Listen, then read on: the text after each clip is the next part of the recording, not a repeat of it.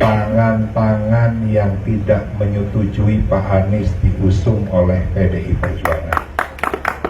Proses yang dilakukan oleh DPR Partai dan Ibu Ketua Umum, tapi kami menilai bahwa yang sudah mengerucut pada akhirnya bubar itu karena ada tangan-tangan dari luar yang tidak menghendaki Pak Anies diusung di Jawa Barat. Ya Bapak? Ya Mulyono dan geng.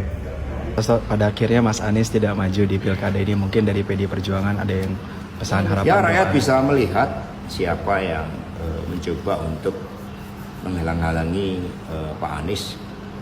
Ya termasuk itu yang pertama memang punya kehendak untuk melakukan cawe-cawe di dalam pilkada itu. Itu kuat sekali yang ditangkap oleh rakyat. Tapi di Perjuangan yang penting di dalam proses ini telah melakukan suatu dialog yang konstruktif. Assalamualaikum warahmatullahi wabarakatuh. Teman-teman, balik lagi di channel YouTube gua, Hairun Imam. Nah, di video kali ini kita akan mendengarkan bagaimana respons keras dan kemarahan dari Presiden Jokowi terhadap fitnah dan tuduhan-tuduhan liar yang selalu ditujukan kepada dirinya, teman-teman. Dan fitnah tersebut juga selalu dihembuskan, selalu diutarakan oleh elit-elit PDIP. Apakah PDIP masih menyimpan sakit hati yang mendalam, teman-teman? Ini yang menjadi pertanyaan. Kalau kita lihat ya di video tadi, itu Pak Hasto dan juga Ono, Ketua DPD PDIP Jawa Barat, kompak menyatakan bahwa ini ulah Mulyono, gagalnya pencalonan Anies di Jawa Barat. Wah, ini apalagi teman-teman ya, saya juga bingung dengan PDIP ini. Apapun kesalahannya, apapun jalan terjal yang dilalui PDIP, apapun kerikil-kerikil yang dilalui PDIP, semua salah Mulyono ataupun salah Pak Jokowi. Kan ini aneh, Pak Jokowi selalu dijadikan kambing hitam. Aduh, padahal kemungkinan besar ya Anies dan Megawati emang gak cocok, teman-teman. Oke, sebelum kita masuk ke video intinya, jangan lupa teman-teman like, subscribe, dan share videonya. Dan tanpa perlu berlama-lama lagi, mari kita simak videonya berikut ini. Karena Pak ada tudingan bahwa Bapak itu Pak Anies itu tidak bisa maju di pilkada DKI sama Jabar, dan Bapak dituding sebagai salah satu yang... Oh, saya itu kan ditudang-tudingan banyak banget, nggak masalah itu saja, dituding mencegat, dituding menghambat, dituding... Ya tapi kan memang itu urusan partai politik, mau mencalonkan dan tidak mencalonkan itu urusan koalisi, urusan partai politik, ada mekanisme, ada proses di situ. Saya bukan ketua partai, saya juga bukan pemilik partai, supaya tahu semuanya. Agak emosi ya Pak ya. Saya sebenarnya tidak terlampau yakin kalau ada pihak eksternal yang mencoba untuk menggagalkan pencalonan Anies dari PDIP. Nah, ini menarik yang nih. Disampaikan oleh Bang Bimo tadi ini kan mengkonfirmasi dari statement-statement elit PDIP sebelumnya, bahwa tak ada satupun kekuatan politik di negara ini yang bisa cawe-cawe, apalagi misalnya ikut campur dalam urusan kepentingan politik PDIP.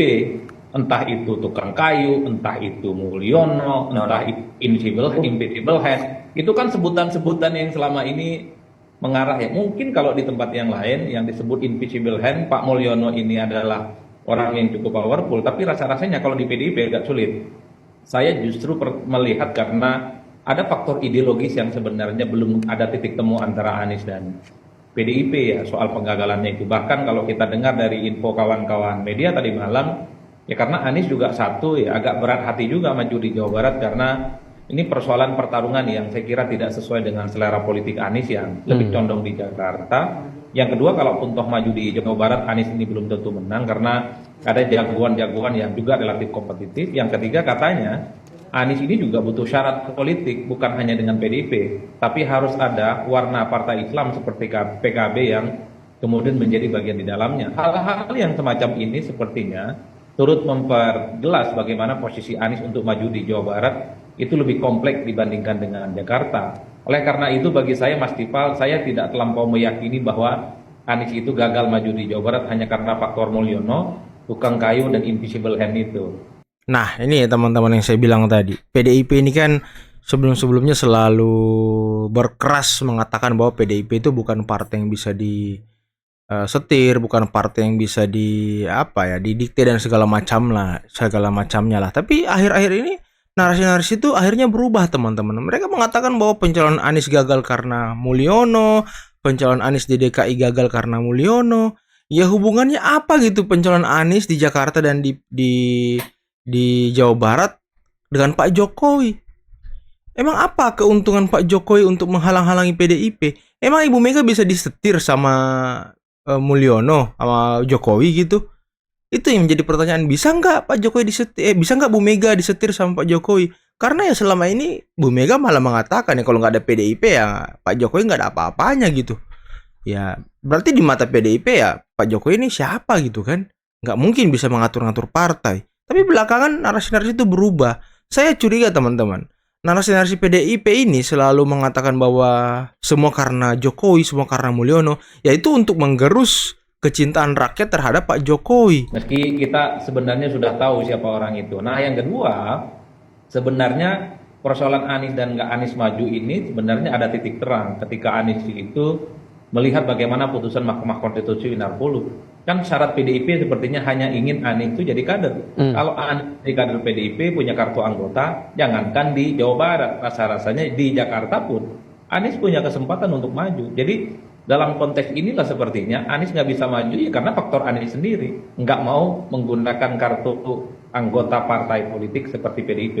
Jadi Bahwa pesan ada apa upaya sebetulnya yang untuk- coba dibawa oleh Pak Ono Surono menyampaikan itu di KPU Jawa Barat di detik-detik terakhir pendaftaran calon tadi malam itu, Mas Adi? Ya, sepertinya Pak Ono juga ingin memberikan satu pesan supaya para pendukungnya Anies itu tidak membuli PDIP sebagai partai yang memberikan harapan palsu misalnya terkait dengan pencalonan Anies, karena terbukti ketika Anies misalnya ditinggalkan oleh PKS, PKS itu kan jadi sasaran tembak dari seluruh pendukung Anies, sempat muncul trending tenggelamkan PKS.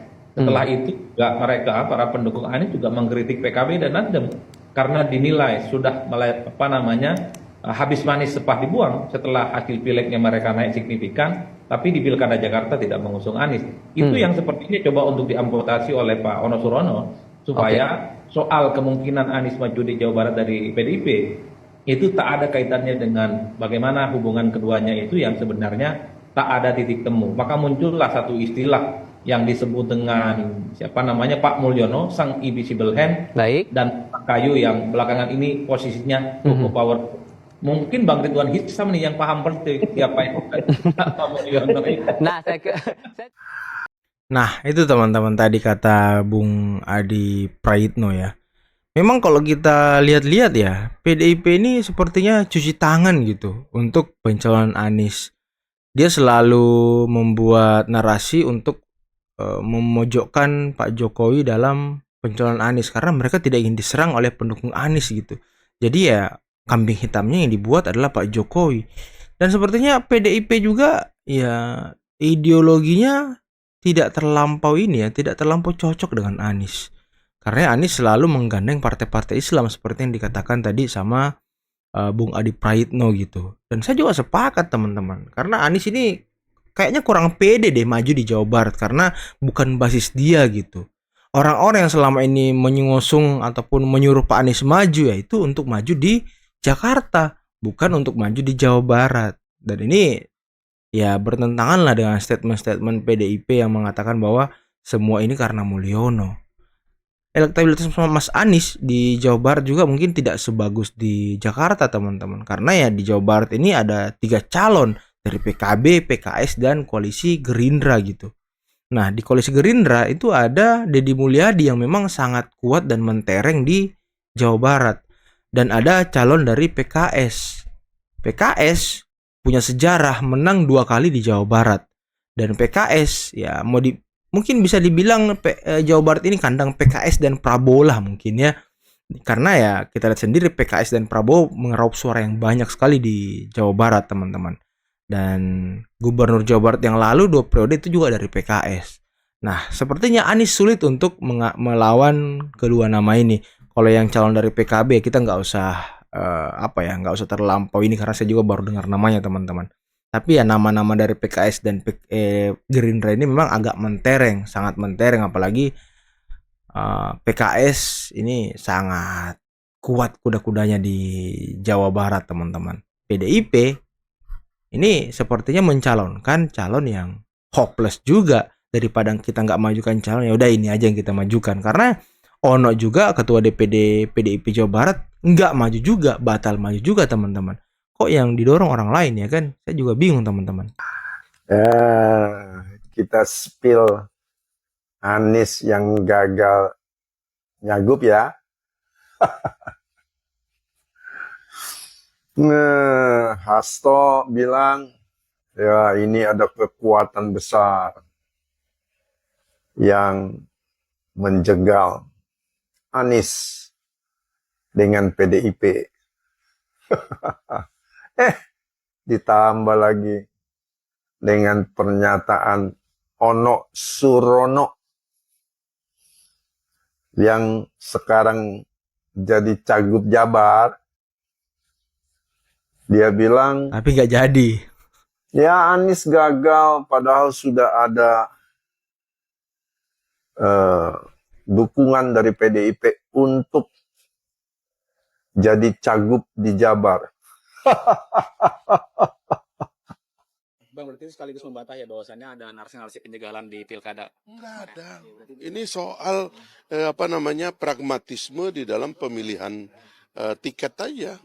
Dulu orang mungkin ada perlu popularitas. Saya mengatakan, saya tuduh partai-partai yang mengambil Anies Baswedan dulu itu dalam rangka bertahan supaya partainya nggak hilang. Dia ambil itu limpahan suara kanan untuk partai mereka.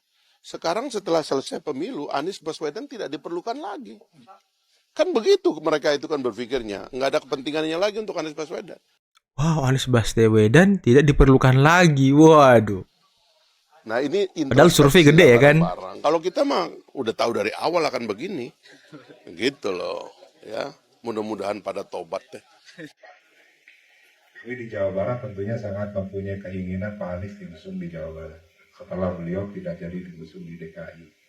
Ya, kami tidak tahu secara persis proses yang dilakukan oleh DPR Partai dan Ibu Ketua Umum.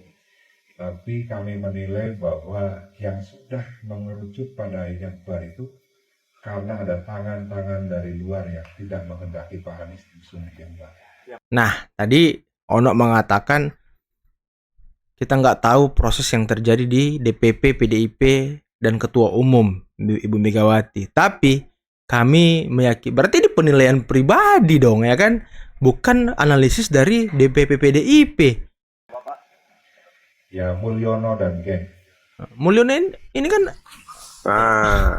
Nah, kita jadi dengarkan. netizen, saya ingin spill dari penjelasan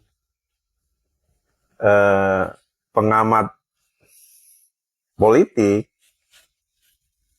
Anies ini sudah jadi barang rongsokan.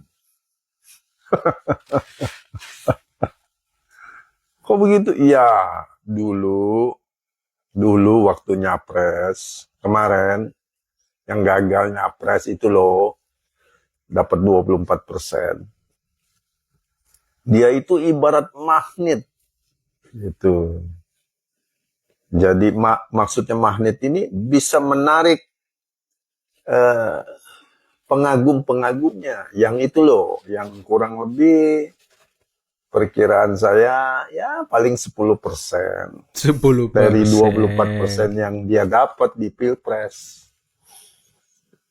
Loh, kok cuma 10%? Ya, 14% itu kan orang yang tidak suka Jokowi, orang yang tidak suka Prabowo. Itu ada di Ganjar, sebagian di Anies gitu. Loh, jadi Nasdem sudah tahu ya kalau seorang Anies itu dicapresin bakal kalah. Oh iya, itulah hebatnya Surya Paloh. Dia lihat ini magnet nih bisa datengin kursi banyak ya kan bagi Nasdem. Makanya kan suara Nasdem naik. Kalah di Pilpres tapi menang di Pileg. Dan sekarang Surya Paloh gabung, Nasdem gabung ke Prabowo, menang banyak lah. Itu yang paling penting buat Nasdem. Dia juga tahu nggak bakal menang lawan seorang Prabowo. Prabowo dilawan. Itulah hebatnya Surya Paloh. Dia tahu Nasdem mencapreskan seorang Anies bersama Cak Imin, itu pasti kalah. Kalah pasti. Tapi menguntungkan buat Nasdem. Gitu. Nah, yang tidak menguntungkan buat PKS sama PKB. Ya itulah efek daripada mencapreskan seseorang yang memang punya basis pemilih. Anies itu punya basis pemilih. Pemilih yang fanatik gitu. Ditambah dengan orang yang membenci Jokowi, ditambah orang yang nggak suka Prabowo. Nah, itu banyak yang tuh diambil. jumlahnya. Jadi sebenarnya isu narasi dijegal oleh Mulyono dan gengnya itu kan hanya narasi PDIP. Untuk apa? Untuk menaikkan pemilihnya bertambah dari pemilih Anies. Waduh. Jadi ini Anies ini selalu jadi ini ya, dimanfaatkan ya. Dan kambing hitamnya selalu Pak Jokowi. Pintar juga PDIP kalau seperti itu ya. Tapi ya apapun itu teman-teman ya fitnah-fitnah dan tuduhan-tuduhan liar yang selama ini dihembuskan oleh PDIP, ya bagi saya itu, apalagi terkait Anies ya, bagi saya itu tidak benar dan tidak berdasar gitu. Masa iya Ibu Mega bisa diintervensi oleh Jokowi sih? Sedangkan Jokowi hanya petugas partai Bu Mega kan. Berkali-kali juga elit-elit PDIP mengatakan bahwa kita PDIP tidak mungkin disetir dan segala macam, tidak mungkin di ini. Ya kan, kok sekarang pada berubah ya kan. Tapi ya itulah politik teman-temannya, segala cara akan dilakukan untuk meraup keuntungan sebanyak-banyaknya. Dan ya mungkin itu juga yang dilakukan PDIP sekarang, mengkambing hitamkan Pak Jokowi dan mengeluh-elukan Pak Anies ya untuk meraup suara Pak Anies nantinya di pemilihan gubernur. Padahal ya nggak juga. Yang menjadi pertanyaan, kemanakah pendukung Mas Anies? Kalau kita lihat di media sosial teman-teman ya, pendukung-pendukung Mas Anies ini memframing untuk tidak golput, tapi jangan sampai golput karena nanti suara-suara golput itu bisa digunakan untuk kecurangan, begitu katanya. Tapi datanglah ke TPS, kalau foto Pak Anies tidak ada di sana, ya udah coblos semuanya biar suaranya tidak sah. Itu yang di-framing sama pendukung-pendukung Anies. Padahal kalau kita ingat teman-teman ya, di Pilpres 2024 kemarin mereka selalu mengkampanyekan juga terkait dengan jangan golput. Nanti kalau kita golput, nanti suara golput digunakan untuk kecurangan. Tapi pilihlah yang cerdas seperti Mas Anies. Kok standarnya ganda gitu? Kok standarnya begitu? Kok cara framingnya begitu? Inilah cara berdemokrasi yang tidak baik teman-teman ya. Siapapun calonnya silahkan ke TPS pilih sesuai dengan hati nurani Anda. Itu yang benar, anak abah. Oke teman-teman, mungkin cukup sekian dulu video kali ini. Jangan lupa like, subscribe, dan share videonya. Akhir kata, billahi taufiq wal hidayah. Wassalamualaikum warahmatullahi wabarakatuh. Bye-bye.